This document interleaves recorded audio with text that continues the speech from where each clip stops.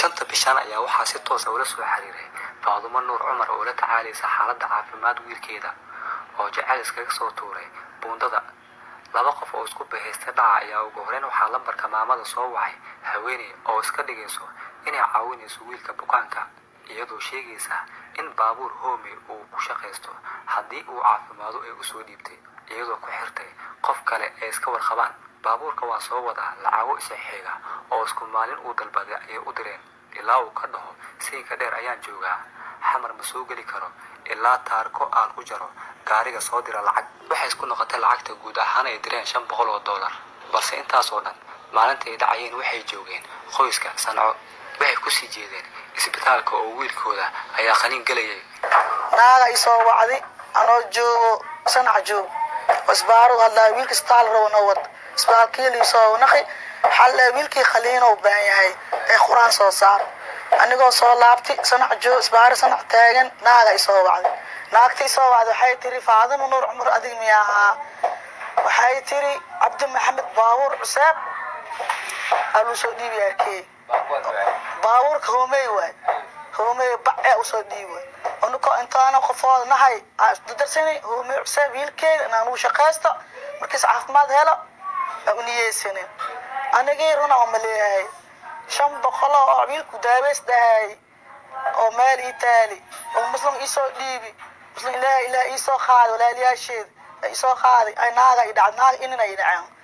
horta koo bariima nin kort wax asalay mala laagta laag fitna wadi naagtan waxay joogtaa magaciisa imaqaneeme jublaan keek soo hadash naag isaahna oo naag weyn waaye 65 jir amal oo keenaa ay u qiyaasi codkeeda macnaa oo dareemay aniga waxa lahaay wiilkaan ma sha Allah maanta Cabdi adaa qof dad fiicna macnaa masaakiina bilaahi oo gargaariye markiis caafimaado inuu hoomeyis ku shaqeysto aw niyeyst waa dad oo dhaco u socdo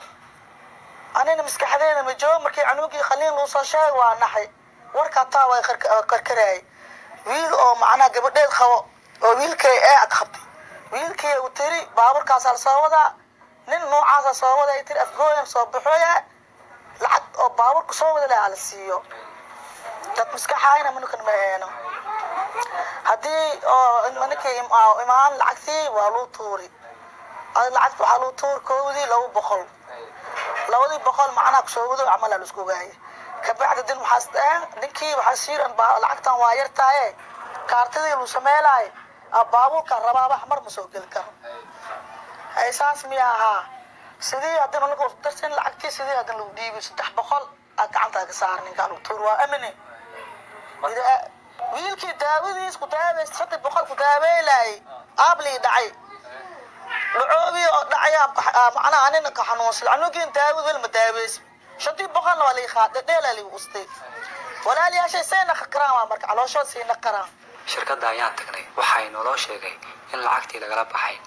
lambaradii soo wacayna dhammaan ay dansan yihiin. waxaan ugu sii batay walbahaarka kadib lacagtii aan ku ilaalinaynay caafimaadka wiilkeena markii nagala dhacay aan ogaanay suuxii baabag bari baagi hadisbari waxa aadnay